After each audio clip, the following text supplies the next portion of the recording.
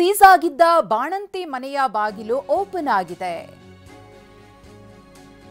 Seize ಆಗಿದ್ದ ಬಾಣಂತಿ ಮನೆಯ ಬಾಗಿಲನ್ನ ಓಪನ್ ಮಾಡಲಾಗಿದೆ. TV9 ವರದಿಯ ಬೆನ್ನಲ್ಲೇ ಬಾಣಂತಿಗೆ ಬಿಗ್ ರಿಲೀಫ್ ಸಿಕ್ಕಿದೆ. ಬೆಳಗಾವಿ ತಾಲೂಕಿನ ತಾರಿಹಾಳ ಗ್ರಾಮದ ನಿವಾಸವನ್ನ ಸೀಸ್ ಮಾಡಿದ್ರು. 1 ತಿಂಗಳ ಹಸುಗೂಸು ಸಮೇತ ಹೊರಹಾಕಿ ಮನೆಯನ್ನ ಸೀಸ್ ಮಾಡಿದ್ರು. ಗಣಪತಿ ಲೋಹಾರ ಎಂಬುವರ ಮನೆ ಸೀಸ್ ಆಗಿತ್ತು. TV9 ಇದ್ರ ಬಗ್ಗೆ ನಿರಂತರವಾಗಿ ಬೆಳಗ್ಗೆಯಿಂದಲೂ ಕೂಡ ಸುದ್ದಿಯನ್ನ ಪ್ರಸಾರ ಮಾಡಿತ್ತು. TV9 ವರದಿ ಬಳಿಕ ಪಿಎಗಳಿಗೆ ಲಕ್ಷ್ಮೀ ಹೆಬ್ಬಾಳ್ಕರ್ ಅವರು ಸೂಚನೆಯನ್ನ ಕೊಡ್ತಾರೆ. ಸಂಬಂಧಿಕರ ಮನೆಗೆ ಶಿಫ್ಟ್ ಆಗಿದ್ದ ಲೋಹಾರ ಕುಟುಂಬ ಫೈನಾನ್ಸ್ ಸಿಬ್ಬಂದಿಯ ಮನವೊಲಿಸಿ ಸೀಸ್ ಆದ ಮನೆಯನ್ನ ಇದೀಗ ಓಪನ್ ಮಾಡಿಸಲಾಗಿದೆ. ಗಮನಿಸ್ತಾ ಇದ್ದೀರಿ.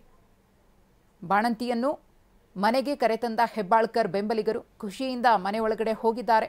ಕುಟುಂಬಸ್ಥರು ಇದೇ ಸಂದರ್ಭದಲ್ಲಿ ಧನ್ಯವಾದವನ್ನ ಕೂಡ ತಿಳಿಸಿದ್ದಾರೆ.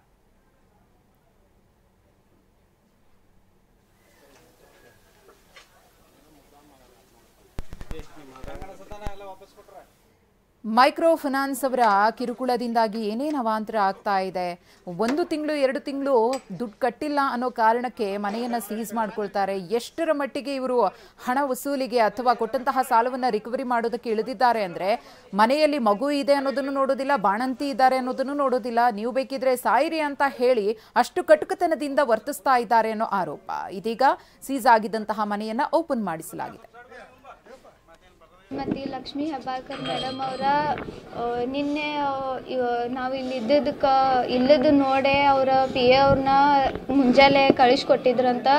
ಅವರು ಇಲ್ಲಿ ಬಂದ ನೋಡಿದ್ರು. ನಾವಿಲ್ಲೇ ಇರ್ದಿದ್ದಕ್ಕೆ ನಮ್ಮ ಊರಾಗಿನ ಮುಖಂಡರನ್ನ ಮತ್ತು ಅವ್ರ PA ಸರ ಬಂದ ಇದು ಕಿತ್ತೂರು ಊರಾಗ ನಿಚ್ಚಿನ್ಕಿ ಗ್ರಾಮಕ್ಕೆ ಬಂದ ಭೇಟಿ ನೀಡಿ ನಮ್ಮನ್ನು ವಾಪಸ್ ನಮ್ಮ ನಿಲಯಕ್ಕೆ ಕರ್ಕೊಂಬಂದ ನಿವಾಸಕ್ಕೆ ಚಾವಿ ತೆಗೆದ ವಾಪಸ್ ಒಳಗಡೆ ಕರೆಸಿದಾರು. ಅವ್ರ ಲಕ್ಷ್ಮೀ ಹೆಬ್ಬಾಳ್ಕರ್ ಮೇಡಮ್ಗೆ ನಮ್ಮ ಕಡೆಯಿಂದ ತುಂಬ ಹೃದಯದ ಧನ್ಯವಾದ ಅಂತ ಹೇಳಕ್ಕೆ ನಾ ಇಷ್ಟಪಡ್ತೀನಿ ರೀ. ಮತ್ತು